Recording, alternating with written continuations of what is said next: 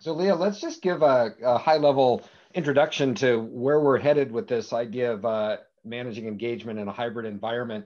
We're going to start talking about some of the challenges that we're seeing, that our audience may be seeing, and kind of what's different about this kind of uncertain and emerging area. And then we'll introduce a model for helping to think about it and apply that in terms of factors that can help us with the engagement, not just the sales team, but teams in general. And then, what we can do really to optimize engagement with our team, thinking about communication and coaching and some of the other factors. I don't know if any of these really resonate particularly with you, Leah, but looking forward to diving in. Yeah, I am as well. And, I think it's interesting as we were preparing for this webinar, I think that slash that you see there in the first bullet really speaks to, this dilemma of where are we right now? Are we in a virtual world? Are we in a hybrid world? Where have we been? Where are we going? And regardless of location, what are some best practices around engagement and sales team engagement specifically? So I think regardless of whether you fall on the virtual side, the hybrid side, or the in-person side, certainly we're all grappling with this concept of engagement for sure. Yeah, outstanding. Well, let's jump in. So, we're talking business as unusual. So, if anything we've learned, I guess, over the last, 12 to 18 months is things are rapidly changing, and those who are able to adapt and adjust are emerging maybe a little stronger and able to adapt appropriately. And we're going to get into that, but Leah, maybe we could start and just have you talk about, what are some of those things that you're seeing from the usual to the unusual? And when I look at this slide, I think it's a yes and, right? It's the yes, these things are still in play, and here's maybe what's different, but maybe you could walk us through this. Yeah. And you know what, this really is just food for thought. So I won't go through it line by line, but, as my colleagues and I were reflecting on the past year, we really bristled, I think, at this idea of the new normal. And so we said, it's not the new normal. These are unusual times. And we have been at various points on this spectrum from usual to unusual, and where we are now, back to my comment about, are we virtual? Are we hybrid? I think it reflects just that a little bit of a frenetic maybe feel and focus that we all have right now. And, we had just used this to really set some context and to sit back and contemplate, how many things in our work world in the past 18 months went from typical and expected or usual to highly unusual. And maybe they're falling back again. The one that always really strikes me is something as simple as, a handshake, right? 2 years ago, you wouldn't even think about shaking hands with somebody when you meet them. And then last year, suddenly, if I saw somebody shaking hands, or, as we got closer to that lockdown, suddenly that most simple of gestures became, unbelievably dangerous or kind of crazy that I see those people shaking hands. And so we really kind of, in the work world, I think in the school world that our children have been in, even as consumers, we've really taken these sort of everyday things in the middle here, and what was once usual has moved to unusual. And to your point, maybe we're sort of sliding back somewhere in the middle of this, but I think the key point and why we have that bottom part circled is, really the impact on what it means to be a leader and what it's been like to be a leader this past year, things that you maybe didn't focus on quite as much certainly became paramount, right? Leaders have always been in touch, I think, with accomplishment and strategic need. We, I think, doubled down or over-index, I don't know which is the right one, on words like value. And we were concerned about our employees' safety needs. And I think, we'll continue to see leaders need a dual focus, right? A focus on both the competence side of things and the connection side. And so I think just the timing of this conversation is a great one. And I think the framework we'll talk about is a great one to help leaders think about, how do I show up for my people both from a competence standpoint and a production standpoint, as well as from an empathy and a connection standpoint. No, I think it's just fascinating to kind of look at this evolution. And as you said, we may be moving a little bit back to the middle, but it's like there's no going home. I think the idea that we're not going back to the old world, whatever that was, the old normal, there's going to be some hybrid, there's going to be some mix. And now the opportunity is, well, how do we take the things that worked before and think about, what have we learned over the last 12 to 18 months that we can apply going forward? And, looking at the silver lining, but there are some really positives about, oh, maybe we're connecting more virtually because we can't get together in person, even if we were allowed to, as often as we would. Maybe we're sharing a little bit more about the personal side or understanding some of those challenges. And that's allowing us to maybe have a little bit more empathy on where our employees coming from and what's going on in their world. So yeah, I think it's really, as we come through this, those are the skills that are going to be most valued, I think, is the change management and being able to adapt. Yeah, for sure. So let's get yeah, go ahead. Yeah, I was going to say, through all of this, right, this question of productivity, I know that's where you're going. Yep. Yeah, absolutely. So, it's interesting because we didn't really have much time to consider and think through when all of this came about. It was, okay, we're going to go virtual and see what happens. But what I'm really curious about is to understand, I'll launch this poll here. What does the audience think in terms of the productivity from their team, given this virtual environment? So, do we strongly agree, neutral, disagree, or strongly disagree? I guess it's in the opposite order, but that we've been able to maintain productivity. And we're seeing businesses grow. Some businesses are having their best times ever. Obviously, others are struggling and challenged a little bit more just based on industry trends. But in terms of getting productivity out of our team, it'd be really interesting to see what we hear from our audience about productivity. Leah, what's your assumption here? What have you been seeing and hearing? Yeah, so my next slide will give that away, but I think it's an interesting question to ask ourselves as we wait for the results to come up. I think the other thing that we need to consider is yes, productivity, but maybe at what cost, right? Because we're also hearing a lot about fatigue and burnout. So I think while we ask this question of productivity, and it's an important one, I think the other side of that coin is to also say, again, but at what cost, right? And so it looks like 60%, and if you just about 60% agree, another 18% strongly agree. So if you let me round a little bit, we're talking about 78, 77%, right? That either agree or strongly agree about that productivity question. Maybe we should flip to the next slide, and I'll do the big reveal, right? What our research saw on this question. And I think it's very consistent, right? That despite some grumblings, what we're hearing from our audience today, certainly, and I think from your research, is, hey, as a matter of fact, people are contributing. We'll talk about how do we continue with that. But yeah, what else have you been hearing from the industry then? Yeah, and this is research that we conducted in the August timeframe. So, keeping in mind we were at a slightly different place in terms of the pandemic and concerns and people being at home, depending on which part of the country you are in, the world you're in. But what we saw in our research, 65% of leaders said that their people had been productive during this time, and 70% of employees said the same. And while you certainly look at those numbers and say, well, that leaves a good portion of people who said they weren't as productive.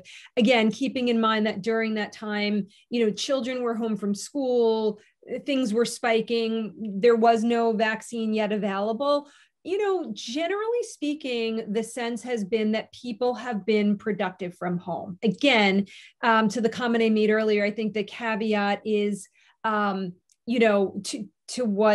what end in terms of their personal wellness and fatigue, but we'll certainly talk a little bit about that. Generally speaking, though, the feeling is people have been able to get it done from home.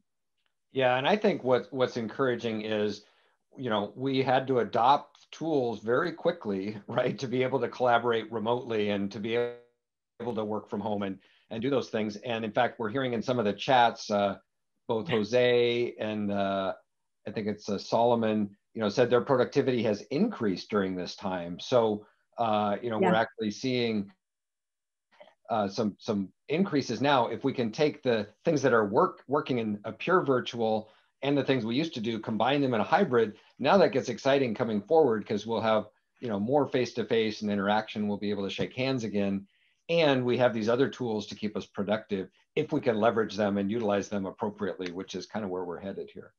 Yeah, absolutely. And I love what is being said in the chat here too about morning and evening commute is eliminated. Staff got more done. Again, was that commute good in terms of decompressing? And is that additional time that they're spending? It's productive, but what about wellness? And so I think that there's a lot more to unpack in this. But yeah, I think we've got a chat, right, Ray, to start the next part of the discussion. Yeah, and if you could just use the chat, and again, love it if you could chat to everyone. So change that drop down. Love to hear, okay, so specifically for this is a sales focus, but what kind of challenges have your sales managers have engaging with your team and keeping that productivity going? And I'll share, certainly we hear from sales leaders like, well, I'm not really sure what they're doing. And it's like, okay, well, what evidence, do we have? What evidence did you have, previously? How are you doing that? But I'd love to hear from the group, and I see a few comments coming in. What challenges have your sales managers have engaging with their teams? Yeah. And I see Salomia is responding. I'm not sure if that's to this question or maybe to my comment earlier. And that's great, right? With that commute being gone and they're getting more done. And my question was, but are they fatigued? I think it's great that what you're saying is that work-life balance is being emphasized. So it's a little bit of maybe you can have your cake and eat it too, right? Less of a commute, but also being mindful of that work-life balance. But yeah, I mean, I'm happy to share some thoughts about challenges engaging teams remotely, but would love first to see if those of you on the call would like to be generous and brave, as Alonzo said at the beginning. I always love his kickoff and his invitation.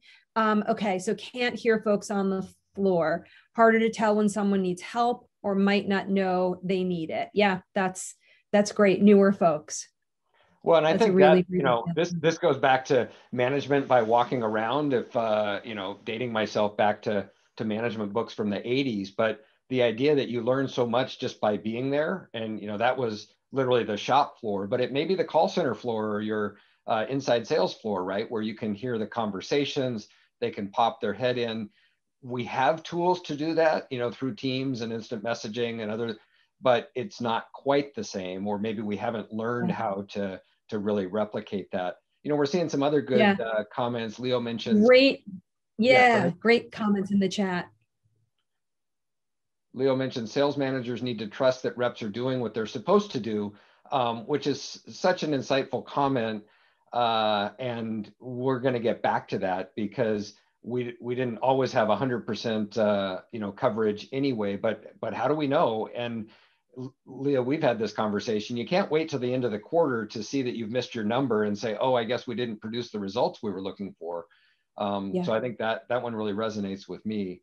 It does. And I think Laura is keying in a little bit to what we're going to talk about. That communication has been more task related, less human touch. I think that's a great call out. And Mark is saying less face-to-face time with employees, harder to coach, trusting the sales staff. Yeah, I think, Bridget, that's a great call out. And I've done other webinars on the concept of trust in a virtual environment. I think you're all certainly raising things that Ray, you and I talked about as we prepared for this session, for sure. Yeah, and the coaching one, I think that was Mark and Leo and others talking about that. It is difficult, right? We can't go and ride along with our rep for the day, or maybe we're not joint selling with them, in person. But there certainly are other opportunities to join that virtual call or listen to a call recording or even do a pre and post call coaching. So there are opportunities, but we have to be much more, conscious about it, much more intentional in the way we go about that to kind of capture the same. And, Robert mentioned one, I was curious if this was going to come up, but, the whole Zoom and Teams fatigue it's real. And I mean, they're studying it at Stanford and Harvard that people do get burned out, and it's more difficult to really focus and pay attention due to the, modality, the technology, distractions. And now we're trying to do that and have maybe intimate one-on-one conversations or difficult performance conversations. Makes it that much more difficult. Absolutely. Absolutely. There are certainly limitations to it. Yeah. And that's a whole other call. Right. No, this is wonderful. Great input. I appreciate everyone's comments and very engaged audience. So let's talk about, some of the things that you've seen, with skills leaders are struggling with in this virtual world. So we'll kind of walk through these. Why don't you take us through? Yeah, and Ray, you can go ahead and have it all animate, and I'll cover it. Thank you. And I do want to call out, we've got a small group, but I so appreciate how engaged you are so far in the chat. It's been great to see your comments, and I wanted to thank you for them, even at this point in the session. This is what we saw a little bit in some of the research, again, we conducted in August. We found that virtual leaders are struggling in some key areas. They are only 17% said that they were very confident in their ability to build trust. 15% very confident in their ability to delegate, and only 12% very confident in their ability to hold others accountable. And, for me, I see in these numbers this lingering doubt that some of you mentioned even in the chat, this feeling of, yeah, virtual's working, but how do I know? How do I know that they're really getting work done? How do I know that they're at their desk doing what I need them to do? So I see this lingering doubt in these numbers. And I think, I don't know if we want to go to the next slide, or Ray, if you have something to say here, but, if we animate this, I think what is really interesting to ask yourself, and Kate Lister, if you hit down again, you'll see this animate. Kate Lister, who is the head of global workplace analytics, she asked this question of leaders way before the pandemic, sort of poured gasoline on this idea of working virtually, when leaders would say, how do I know? And she said, when clients ask, how will I know if they're working? I ask, how do you know they're working now? What is it about seeing the back of somebody's head from your office while they're in the cube makes you know that they're working? And is that the barometer of whether or not they're working, or do we need to change the conversation, change the focus? And Raina, we're going to go on a little bit, but not sure if you want to add anything to this or keep going. I just think that there is still this question of, how do I know they're working? How do I know they're engaged? Yeah, I mean, I think it really sets the whole tone for the idea of managing behaviors and managing results. It's not just sitting in a chair, and as you mentioned, just because they happen to be there and maybe they're at their keyboard does not mean they're productive, or even they're working on the right things, or that the quality of work is there. So I think what's incumbent on sales managers and leaders is to really understand what those metrics of success look like. And as you mentioned, that's no different than it's always been. It just is a little bit more challenging, because maybe I could peek over their shoulder and look at their work, or if they're struggling, we can course correct. And so now we have to trust that that's happening. But I guess it's back to the trust and verify, right? What evidence do we have that they're getting the kind of work done that we need? And that's really where we're headed with this. Yeah, absolutely. And you nailed it, right? Which is, and I think we took this slide out, but the point of, focusing not on back of head, not on amount of hours, or some companies even had this crazy idea early on in the pandemic of, well, I'll put a camera on their desk at home and I'll be able to monitor. No, that's the wrong focus, right? The focus needs to be on results. Are you seeing the results that you need? And I know, Ray, too, you're going to talk about specifically from a sales perspective, results and also the behaviors, right? And the early indicators of those results. So I think that shifting to that focus, if leaders haven't already done that, is really one of the key learnings. And but it is harder, right? And I think that's where we're going in the next slide is it is harder to do in a virtual environment for many, many reasons. And are we going there next? I think that's our next slide. Yeah, perhaps. so let's talk about some of those specific components, and we'll Yeah. talk about how important it is to set those expectations, right? So that we know, and as Jose mentioned, they need to have the tools and the training. And I would also say the manager needs to be very clear about what's expected so that they know if they're working on the right things. And also we can see if we're, producing those behaviors and the results we're looking for. So, we think the sales manager priorities haven't changed, right? The frontline manager, and even though a lot of time gets spent on deal coaching and the pipeline, like, hey, close these deals and we need to manage.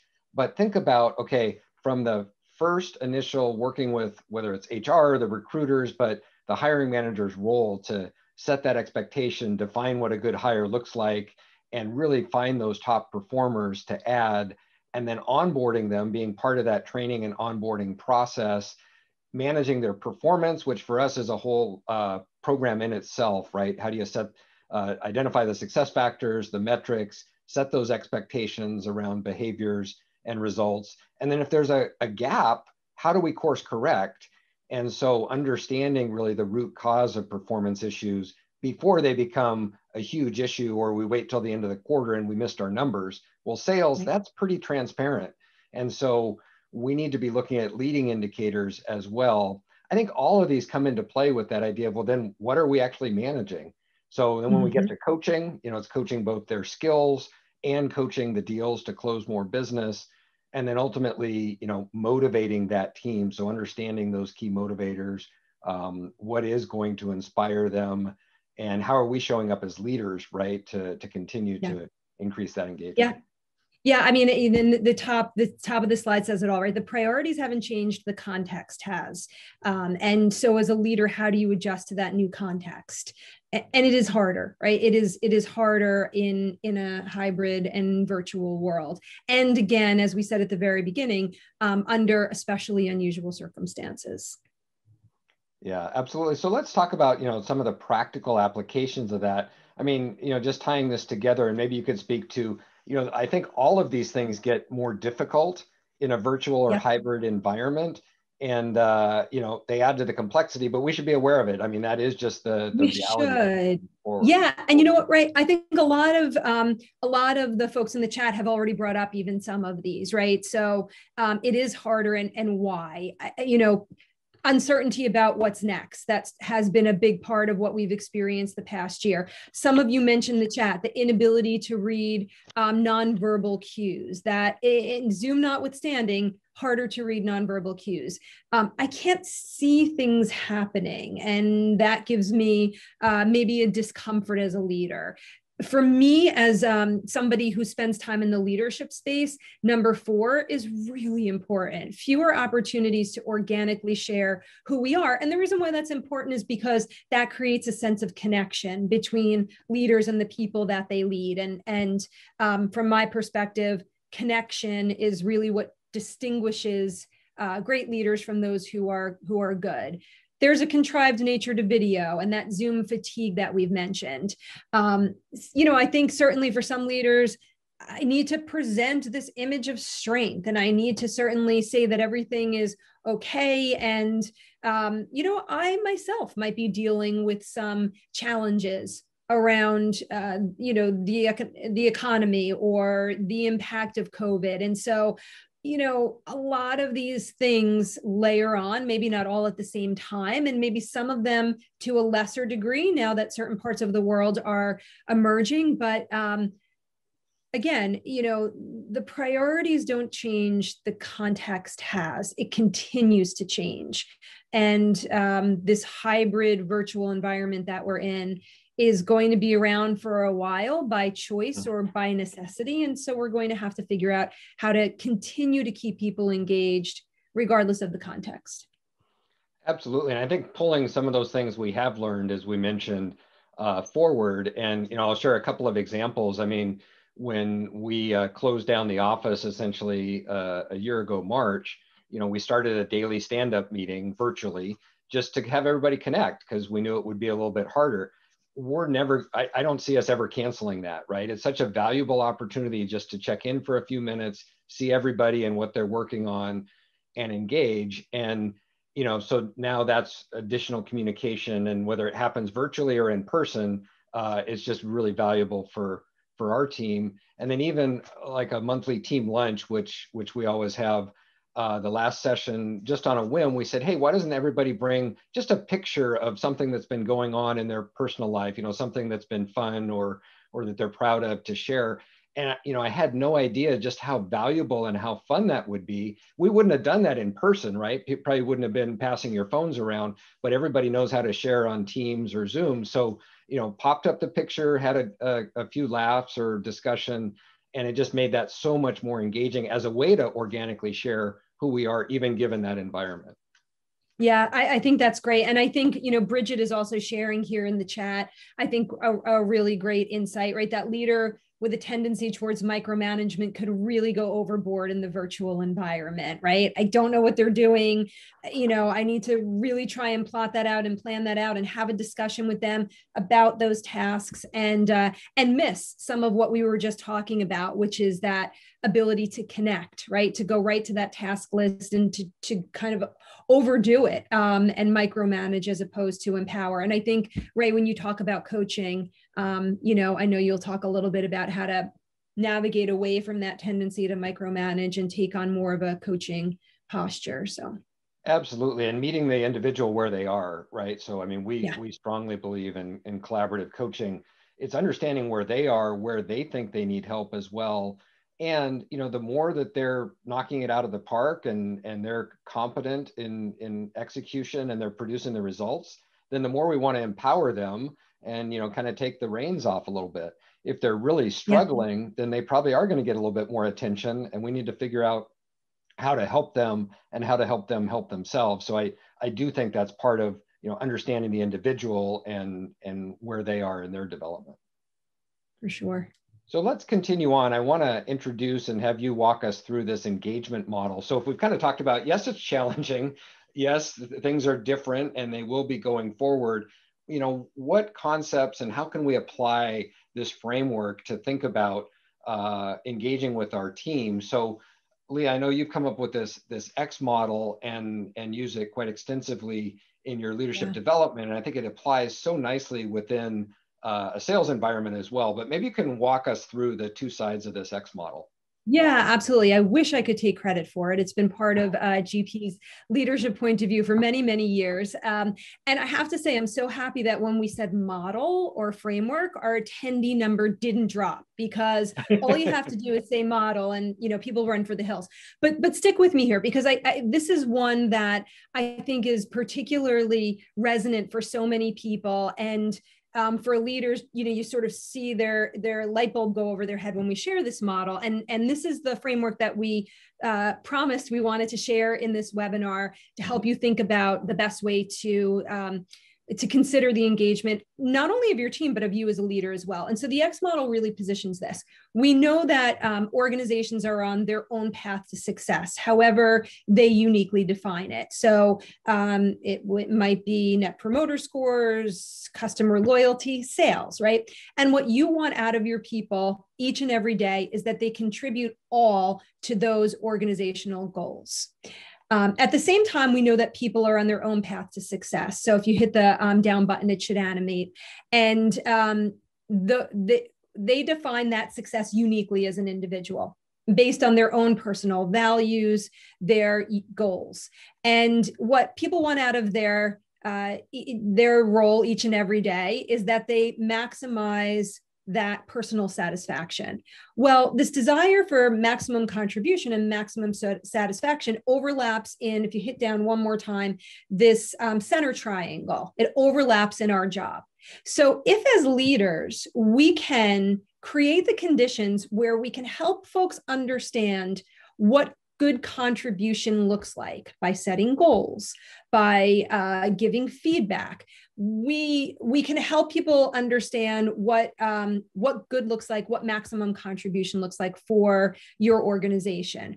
And at the same time as leaders, we also need to understand what motivates our people so that we can help them maximize their satisfaction. We understand what their key drivers are. And when we can maximize contribution and satisfaction, our people wind up in that orange triangle. They're at what we call the apex of engagement. They are fully engaged. They're giving discretionary effort to your organization. We say that they're having more great days at work. And while leaders can't own somebody else's engagement, they can absolutely create the conditions and have the conversations, including the coaching conversations, that help their people understand what maximum contribution looks like and help them understand as leaders what those satisfaction drivers are for their people. And so a lot of times this just becomes a great framework for leaders to understand. When you think about, well, what's the point of leadership? What am I trying to do here? Okay, I'm trying to create the conditions where my people understand what contribution looks like, and also as a leader, understand what drives them uniquely as a person so that they can maximize their satisfaction. And when you're able to do that, we say it's a win-win, right? A win for the organization and a win for the employee. Not only will they stick around, but they will, not only will they contribute, but they'll also stick around, right? Because you can move around in this center triangle. You might be contributing a lot to the organization, but you're working a ton of hours and your work-life balance is struggling. And so your satisfaction is low. You're going to burn out and check out. Or you could be a new employee who's really happy to have a job and a paycheck. Your satisfaction's high, but you don't know yet exactly what the best way is to contribute to the organization, so your contribution is low. So it really is incumbent upon the leader to have these conversations around what contribution looks like, what satisfaction is. And you all know I love this stuff and I could go on and on about it, but just a framework that we wanted to offer to this group on the phone here today around thinking about the engagement of your people across these two dimensions. Yeah, I think it's such a powerful model, and so much time and attention I think is spent on the right side, I guess, or the X going to the right of the organization and the values and goals and strategies and those metrics and everything that we're looking at to optimize the organizational performance. We often forget about the individual side and how important that is to complement the other side. So that orange apex, as you said, I think is so critical to getting that performance, getting that execution. And I think it's Daniel Pink that talks about autonomy, mastery, and purpose, finding that purpose where it's the personal and organizational overlay that says, oh, wow, I'm inspired to do this, or I get it, this is why. So we'll talk through a little bit more about that and motivating factors, but I think we need to balance both sides as we're talking about performance. Yeah, for sure. So let's talk about applying this to your team. We're going to introduce just a couple of concepts that we have in our high impact sales manager program that relate to this. And the first is about the idea of high performing sales organizations. And this comes from the background of, well, what do organizations do right? What are those that are performing at a very high level? And there are some common tendencies that we see across those organizations. And that is the idea of a performance partnership. So the idea that we're clearly defining and communicating the expectations. So here's what we're looking for. And typically that's set pretty high, right? People want to achieve at a high level. So we're setting those stretch goals, or at least attainable, but high expectations. We're having a culture that has a supportive dialogue. So in other words, it's okay to talk about performance. It's okay to say, hey, what can we do to get better? And I liken it to the sports team that, every Monday says, okay, how did that go? And what can we do to continue? Not why did that happen or you screwed up, but let's continue to build and improve. And there's an accountability factor, for both behaviors and results. So are we doing the things that are going to produce the results? And at the end of the day, are we creating the outputs that we're looking for, the outcomes that the organization needs? So we're balancing that and creating an environment where it's okay to ask for feedback. It's okay to talk about performance. Again, back to that supportive dialogue. So, I think these are things that support really both sides of the X model, where we want to make sure that we're supporting the organization in terms of the expectations and the goals, but also the individual, where we're having that dialogue, we're getting their feedback, and we're hopefully helping encourage their performance as well. Yeah, for sure. And I think this, it does get into both sides, especially that right side of the X, right? What does maximum contribution look like? Well, let me set those goals. Let me set those expectations. And then let me know where you are, right? Where I think you are. And a lot of times, again, that dialogue is so important. We've had leaders who have taken that X model and said, okay, I'm going to plot where I think you are, and I want you to plot where you are. And then let's have a conversation about it. Like, plot, and now I'll show you mine, you show me yours. Then let's engage in a dialogue. And that's okay. You may not be, you may think you're doing a fantastic job, and your leader, thinks that there are different results that they're expecting from you, or you're not maximizing your contribution. Better to have that dialogue and get clear on it than both be in the dark. So I think that part that you say here around that supportive dialogue is so critical. No, absolutely. And let's talk about, so this is really more on the right side, on the organizational side, but starting with expectations. And so in a virtual or hybrid environment, I think it's even more important to be very specific about what we're asking, and to talk about, as you do, what is the result we're looking for, and the behaviors that are going to produce that result. And oftentimes, if you ask an employee, if you ask the manager, have you set expectations? They'll say, oh, absolutely. If you ask the employee, are you clear about what the expectations are? They'll say, well, not really. They seem to kind of change, and I'm a little bit confused, and we don't communicate. So there's some disconnect that's happening there, but we always go back to, let's make sure we're very clear about it. What are those things that we're expecting to see? Not just the back of the head, or not the back of the head, right? But the indications that we're on the right track. And then how are we going to track that and follow up and provide feedback? And we'll get back to it, but what are we doing if there is an issue to course correct, and doing it in real time, again, instead of waiting till the end of the quarter, or worse yet, to the performance review at the end of the year saying, well, you didn't produce what we were looking for. Mm-hmm. Absolutely. I think these are great best practices for sure. Oh, good. I'm glad we have a poll. Yeah, so we're going to get a little bit more input here. And what we'd like to see is, thinking about setting expectations and providing feedback. How often are managers providing feedback on expectations? So is it something that's happening? And I would say, kind of whether it's formally, or at least sitting down and saying, hey, let's give you input. Is that daily? Is it weekly? Is it, in the annual performance review? How often is that happening? We'll give the audience here just a few more seconds to respond. Yeah. And, I think this is an interesting one as well, to engage in a dialogue with your people around, well, how often do you want feedback, right? I think this really varies, not from person to person.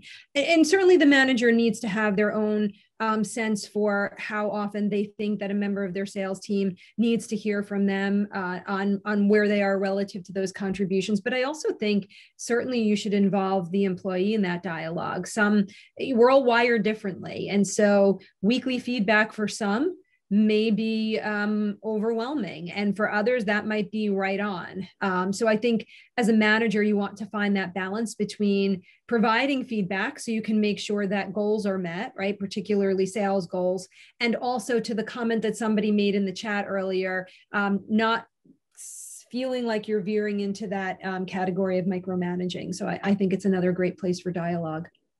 Yeah, and again, we have a split here, but I think the majority, so more than half, are providing feedback weekly and followed by monthly. If we look at those together, I think that's what, close to 95% are either weekly or monthly. And I think it does go back to, well, how often do we course correct? and how much is, oh, now we are micromanaging, right? Or it's like, well, let me do my job and then we'll see. I think with sales, especially because we typically do have a pipeline review, maybe we have a one-on-one, but we should be going back to those expectations, saying, hey, remember, this is what we said we're trying to accomplish. How are we doing with that? And having an ongoing cadence.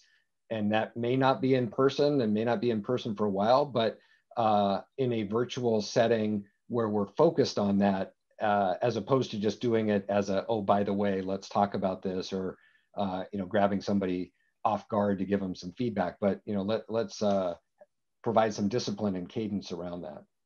Yeah, I want to know the person who said annually, he or she is like, I got this, leave me alone, right? Right. Well, no, and if they're talking for their organization, I think that probably is with the awareness that, oh, yeah, it's really hard to course correct if we wait till the end of the year. But I think we see that all the time, right? Is we don't give the formal feedback. So, let's continue on here about kind of providing feedback, having those conversations, and maybe you could walk us through some of these different ways and aspects of providing feedback.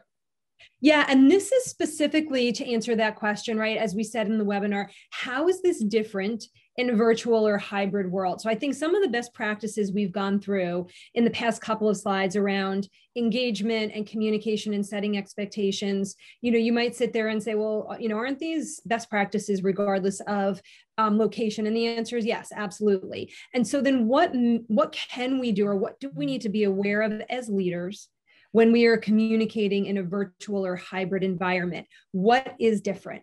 Well, first of all, that transparency. You need to be, as a leader, much more mindful of being transparent with your people.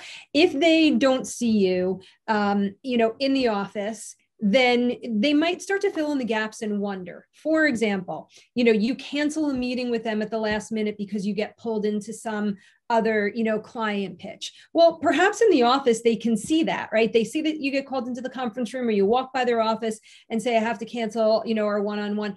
But when you're virtual, right, all of a sudden they just see that the meeting gets blown away or it gets moved.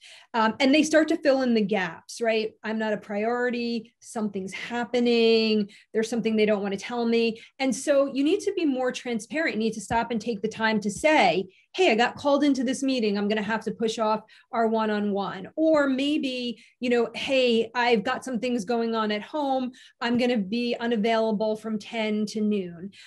You also need to be more transparent in your one-on-one communication. And so, when you're with an employee on the phone or even on Zoom, it can be harder, again, as we said, to read those cues. So, one of my colleagues says, you need to show them the math. You need to show your people what's going on in your head. You actually need to verbalize what you're thinking so that you can be transparent. And the example that she always gives is, again, you're on the other end of the line, you ask your leader a question and there might be silence, right? Maybe they don't know the answer. Maybe they're thinking it through. Again, in the absence of knowing what's going on with them, because you don't have that transparency quite as much, as a leader, verbalize it. It might feel a little awkward at first, but the key message is you need to try and increase that transparency by sharing a little bit more where you're going to be, what you're thinking, what's going on. So I would say transparency and communication when you're in that hybrid environment.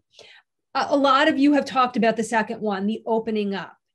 Share more of who you are, what your work from home situation is, things that are going on with you personally. You've all mentioned in many different ways in the chat that need to continue to create connection. So the other hybrid or virtual leadership communication tip is proactively open up and share more. Multitask with care. It's hard, right? When you're home, you also have your phone and maybe there's a distraction. You're in front of your computer. It's easier to maybe click on a tab. Make sure that you are multitasking with care. And then last but not least, I realize we're getting close on time here, Ray, so I'm speeding us along. Modality matters. I think this is a really important one for a virtual hybrid leader. You need to think about what is the best communication mechanism for my message. Is a text okay? Is this an email? Is it a call? And being really mindful of the message and the tone, but also the modality you choose when you're in a virtual hybrid world. All of these will serve you when you need to level up your virtual communication as a leader. It's so critical, and I think even more important these days. We have a virtual selling course that we've been offering and providing of, how do we engage better and differently in a virtual world with our prospects and customers. I think it's equally important with our employees and treating them like the customer, right? So back to the modality and multitasking with care, are we really focusing on them 100% at those points? Are we leveraging the virtual technology, turning the video on, even an internal meeting? But if it's a one-on-one or we're talking about sensitive issues, then we should treat that like we're sitting down over coffee and we're having a heart-to-heart versus, oh, I've got 3 tabs open and 2 monitors and I'm multitasking. Doesn't give that employee, the feeling that they're really being taken care of. So yeah, and I think it's ironic that we're talking about that as your phone buzzes and I answer Rain's question in the chat. So, we got to practice what we preach too. Absolutely. Absolutely. All right. So let's continue on here. The one thing I'll get back to in terms of, setting expectations and the manager's role. And again, whether this is virtual or in a hybrid environment, is thinking about the manager's role in those conversations. And if there's a gap in performance, we often jump to they're not trying hard enough, they're incompetent or haven't been trained. We need to course correct or put them on a performance improvement plan. But I think it's really important for the manager to take a step back and say, okay, first off, and this is a flow chart we have, but you can kind of think through it. First step is, have I communicated the expectations clearly of what I'm asking? Is something getting in the way that I can help address? So, we can't move mountains necessarily, but maybe there are issues with their technology or with the allocation of the leads or with, working with their peers or the support they need to be successful. So what can I do, right, as a servant leader to take responsibility for that? Am I providing feedback based on the expectations? So we always say, oh, do they know that they're off track? And they say, well, it should be obvious, or everybody knows. Well, no, when was the last time you actually told them and had a conversation about how they're doing relative to the expectations?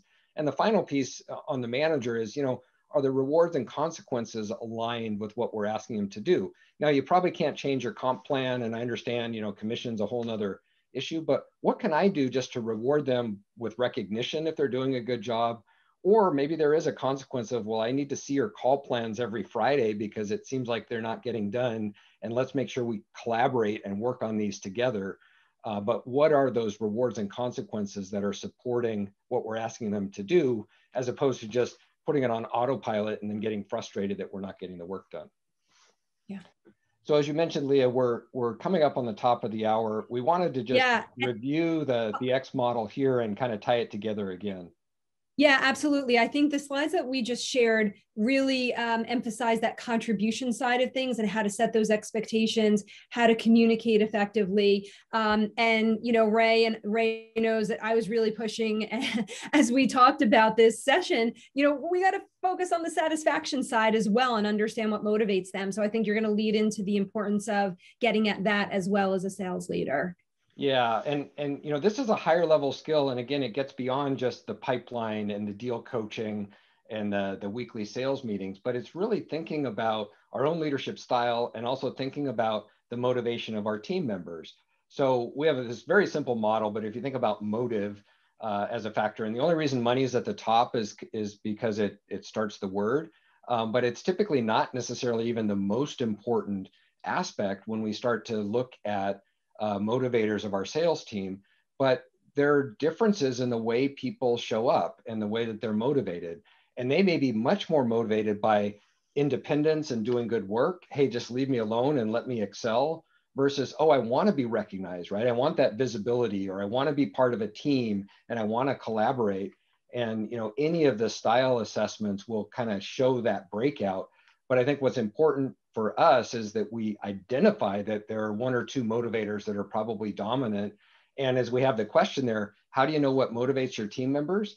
And I think you have to have a conversation, right? We can observe them, certainly, but even saying, well, what's more important to you, or how can I help you to have that motivation? because it may surprise you. And frankly, it's probably different than what some of your internal motivators are. And if we get it wrong, we're trying to use the wrong incentives or the wrong language even in those conversations.